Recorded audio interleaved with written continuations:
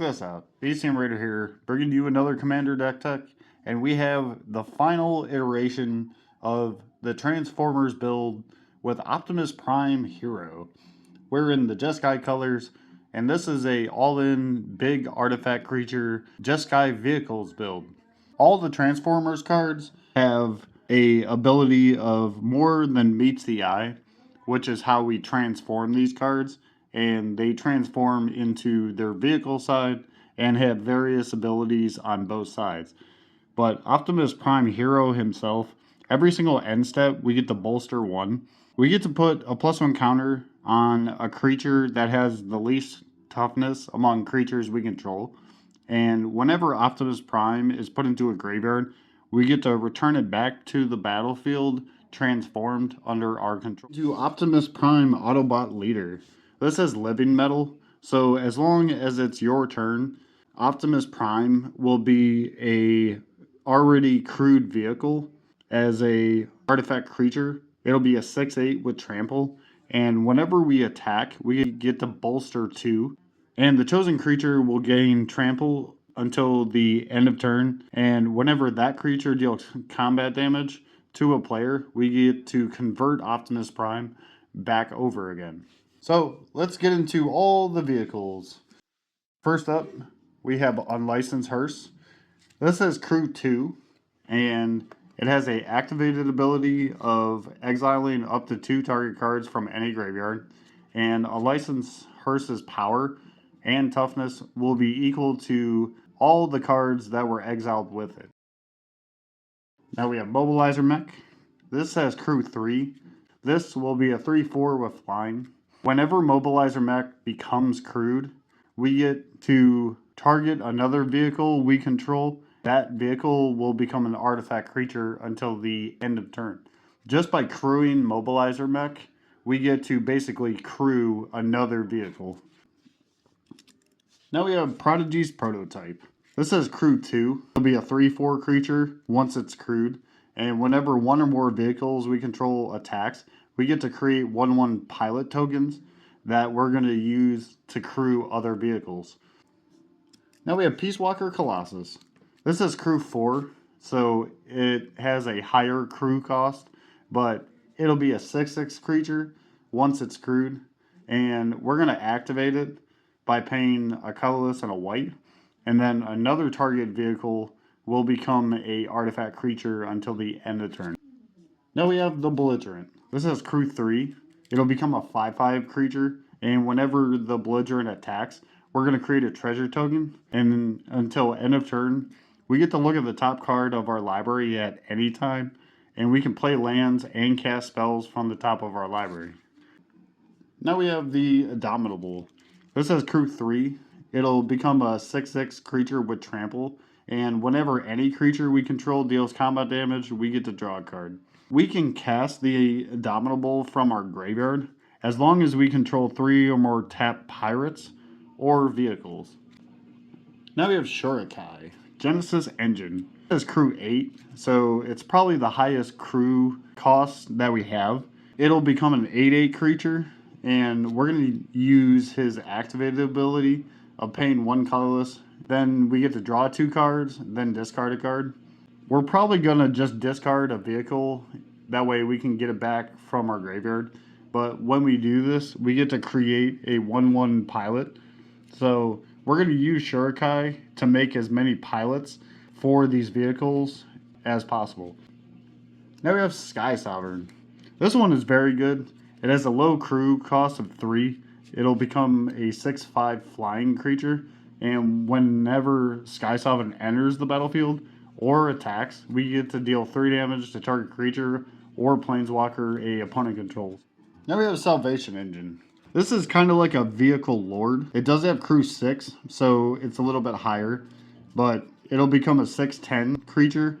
Other artifact creatures we control are going to get +2/+2. And whenever this vehicle attacks, we get to return any target artifact from our graveyard back to the battlefield. Now we have Thunderhawk Gunship. This is Crew 2, so it's a little bit less costed. It'll be a 6/6 with flying, And when it enters the battlefield, we're going to create two 2/2 white Astaris warriors with vigilance. And whenever Thunderhawk gunship attacks, all attacking creatures will gain flying. Now we have the Pridewind Steel flagship.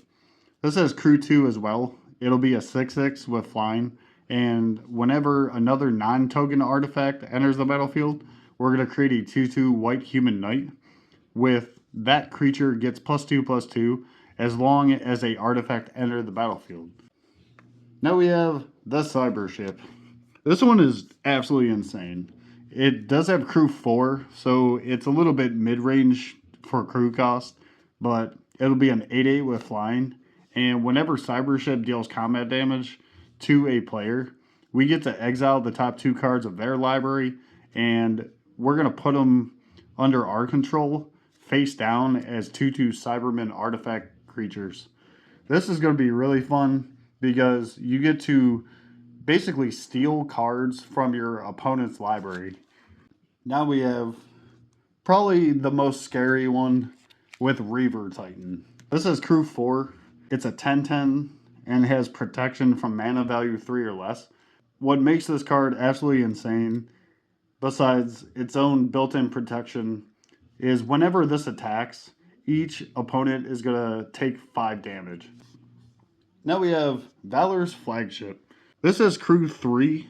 It'll be a 7/7 with flying, first strike, and lifelink. So we're going to gain a lot of life, and we're going to deal our damage first.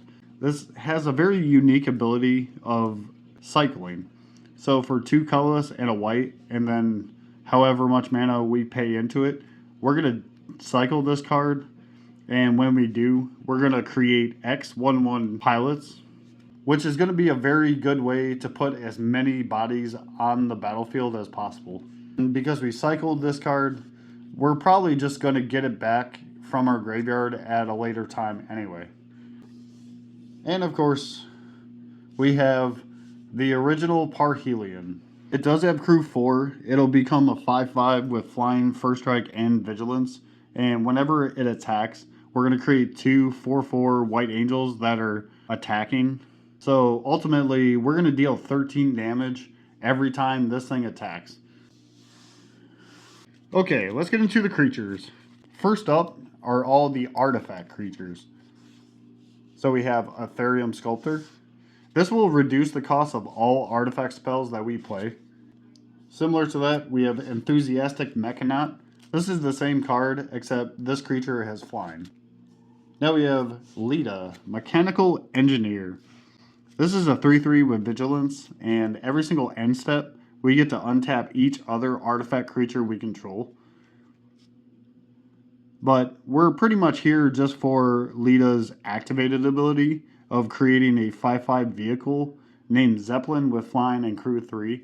So she's going to help us create even more vehicles that we're going to use against our opponents. Now we have Solemn Simulacrum, or Sad Robot. When it enters the battlefield, we get to search for a basic land, put it on the battlefield tapped. Then, if it is put into a graveyard, we get to draw a card. Now we have a very universal one with Phyrexian Metamorph. This is going to enter the battlefield as a copy of any artifact or creature, and it'll be an artifact in addition to its other types. Now we have Katsumasa, the Animator.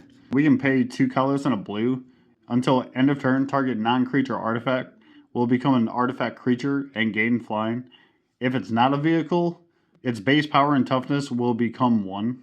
At the beginning of our upkeep, we get to put a +1 counter on each of up to 3 target non-artifact creatures. Now we have Alibu, Ancient Witness. Other artifact creatures will have haste, and there's nothing more scary than all these very big artifacts that don't have haste. We're going to give them haste. For 1 or more artifact creatures we control attack, Alibu will deal X damage to any target, and we get to scry X, where X is the number of tapped artifacts we control. Now we have Cyber Drive Awakener. Other artifact creatures will gain flying. Whenever Cyber Drive Awakener enters the battlefield, until end of turn, each non-creature artifact is going to become an artifact creature with base power and toughness of 4. Now we have some creatures that aren't artifacts, but they're really going to synergize very well with what we're doing. Of course, we have Giant Ox.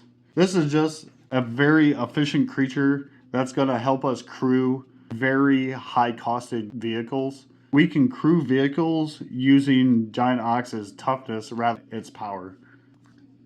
Now we have SRAM, Senior Edificer.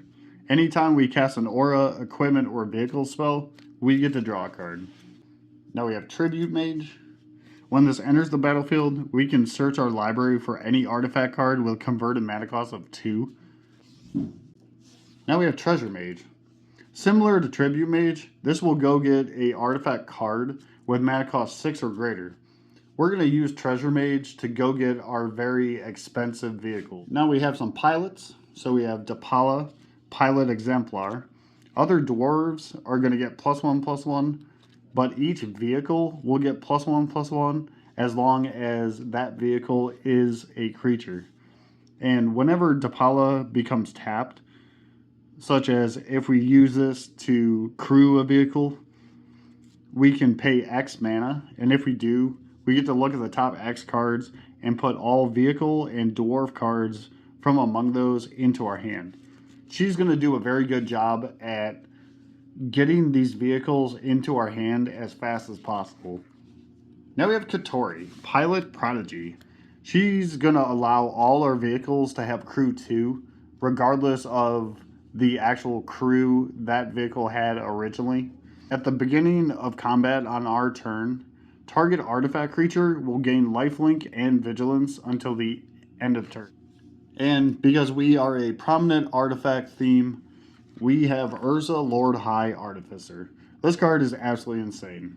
When Urza Lord High Artificer enters the battlefield, we're going to create a 0/0 colorless construct where its power is going to be +1 for each artifact we control. And we can just tap artifacts to create blue mana, or we can pay 5 colors. We get to shuffle our library, then exile the top card, and we can play that card without paying its mana cost. Now we have Loran, Disciple of History. When Loran, Disciple of History, or another legendary creature enters the battlefield, we get to return any artifact from our graveyard back to our hand. Now we have Astor, Bearer of Blades. When Astor enters the battlefield, we get to look at the top 7 cards of our library, and we can reveal an equipment or vehicle from among them and put that card into our hand. He's going to change the costs of the vehicles by having them become crew 1, which is the lowest possible crew that we can have, and the equip cost of equipment will be 1. We do have 3 planeswalkers that are really going to help us out here. So we have Doretti, Scrap Savant. He's going to enter with 3 loyalty counters on it. Then we're going to +2 him. If we did, we're going to discard up to 2 cards and then draw that many. We can -2, sacrifice an artifact, then return any artifact from our graveyard back to the battlefield. And -10, we get an emblem. Whenever an artifact is put into our graveyard from the battlefield, we get to return that card back to the battlefield at the beginning of the next end step. Now we have Chandra, Spark Hunter. This is a newer one. She's going to enter with 4 loyalty counters on her. And every single combat, we get to choose up to 1 target vehicle. And that vehicle will become a artifact creature and gain haste. Or we can +2 her. We can sacrifice an artifact or discard a card. And if we do, we draw a card. Or -0, which is probably the main thing we're going to be doing. We're going to create a 3/2 colorless vehicle with crew 1. Or -7, we get an emblem where whenever any artifact enters the battlefield, the emblem will deal 3 damage to any target. So with the emblem, we get to lightning bolt things, and just by zeroing her, we get to create as many vehicles as possible. Now we have Ugin the Ineffable. Our colorless spells will cost 2 colors less to cast. He'll enter with 4 loyalty counters on it. We can +1 him to exile the top card of our library face down. It'll become a 2/2 colorless spirit token. And whenever that card leaves the battlefield, that exile card is put into our hand. But more importantly, we're going to -3, and we can destroy any permanent that's one or more colors. We do have some artifacts. Most of these are just cost reduction or mana rocks. So we have our Soul Ring, our Arcane Signet. We have all 3 talismans. So we have Talisman of Conviction, Progress, and Creativity. Now we have 2 color cost reducers with Pearl Medallion and Sapphire Medallion. Okay, let's get into the instance. We have our Enlightened Tutor, so we can go get whatever artifact we want. We have Thirst for Knowledge. We get to draw 3 cards, then discard 2, unless we discard an artifact. Most of the time, we're just going to discard a really high-powered vehicle, because we're just going to get it back with possibly Duretti. Now we have Whir of Invention. This will search your library for an artifact card with mana cost X or less, and put it right onto the battlefield. But we can use our artifacts to help reduce the cost of X just by tapping them. Now we have Teferi's Protection. That way we don't take a lot of damage and we protect our board state. Now we got some counter spells. So we have Counterspell and Arcane Denial. Because if you're playing blue, you definitely need some kind of counterspell. Now we got some removal spells. So we have Swords to Plowshares, Path to Exile. Now we have Final Showdown. This has Spree, so the more mana we pay into it, the more abilities we get. So we can either have all creatures lose all abilities until end of turn, or we can choose a creature we control. It'll gain indestructible. That way we can protect it. Or if you just need to destroy all creatures, you can do that too. Of course, we have Cyclonic Rift. We have Chaos Warp. I like Chaos Warp as kind of a defensive card as well. In case your opponents target a permanent of yours, you can just shuffle that targeted permanent back in and hopefully hit something a little bit better. Now we have Boros Charm. I really like Boros Charm because you can just deal 4 damage. If you need to protect all your permanents, they'll gain indestructible. But also, if you have a very high-powered creature, you can give that creature double strike and hopefully end the game that fast. Okay, let's get into the sorceries. We have Thought Cast. This has affinity for artifacts, so it's going to reduce the cost for however many artifacts you control. But when we do, we get to draw 2 cards. Now we have Trash for Treasure. This does have an additional cost of sacrificing a artifact, but that's really not going to matter too much. Once we do that, we get to return any artifact from our graveyard back to the battlefield. Now we have Jeska's Will. That way we can add as much red mana as possible. We can exile the top 3 cards of our library, and we can play those cards that turn. Now we got some more removal. So we have Vandal Blast. We can destroy a target artifact we don't control, or if we pay 5 mana, we get to destroy each artifact we don't control. Now we have good old Supreme Verdict, when you just need to destroy all creatures, and Supreme Verdict cannot be countered. Now we have Austere Command. We can choose to destroy all artifacts, destroy all enchantments, destroy all creatures with mana value 3 or less, or 4 or greater. So if there's a bunch of enchantments and a bunch of small creatures, we can choose those 2 modes and deal with that, depending on how our board state looks. Now we have Scrap Mastery. Each player is going to exile all artifacts from their graveyard, then sacrifice all artifacts they control, and we get to put all the artifacts that were exiled onto the battlefield. This is kind of like Living Death, but for artifacts. Now we have Wake the Past. We're going to return all artifacts from our graveyard back to the battlefield, and they'll gain haste. We're going to use this to basically one-shot our opponents if we have a lot of artifacts in our graveyard. Okay, let's get into the land base. This is a very straightforward land base. So we have our command tower. Ragavan Triumph. If we don't need this, we can cycle it for 3 colorless mana. We discard it, then we draw a card. We have Reflecting Pool and Mystic Monastery. These are going to help us add whatever color we need. We have our Shocklands with Steam Events, Sacred Foundry, and Hallowed Fountain. Now we have our Battle Bond lands. So we have Training Center, Spectator Seating, and Sea of Clouds. Now we have our check lands. So we have Sulphur Falls, Glacial Fortress, and Clifftop Retreat.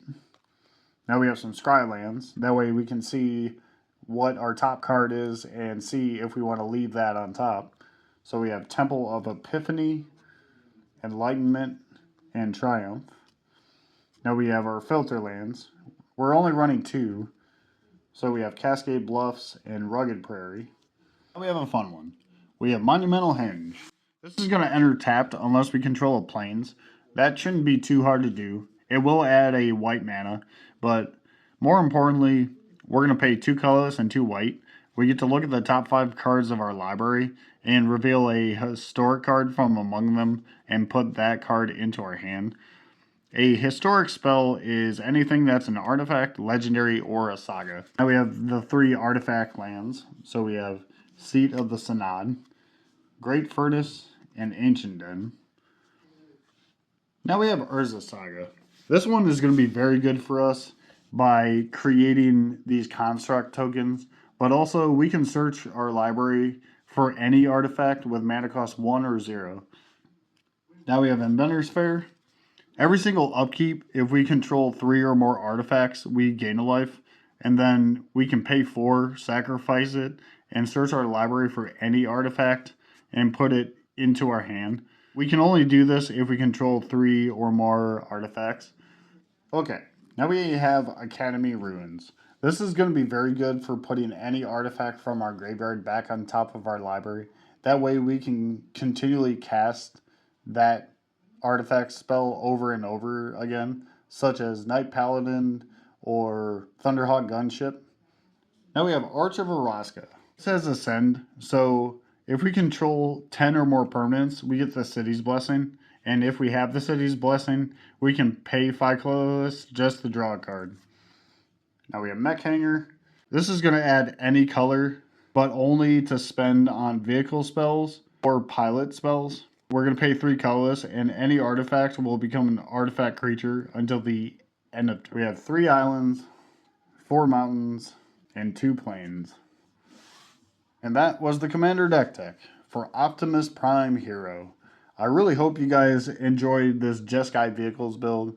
This is a very powerful deck. It's really fun to play, and you can do all sorts of artifact shenanigans with this deck. I want to hear from you guys. If you guys have any suggestions on how to optimize Optimus Prime, let me know in the comments below. I'll leave the link to the entire deck list on Moxfield in the comments below. But be sure to like, comment, subscribe, share these videos, and I'll see you in the next one.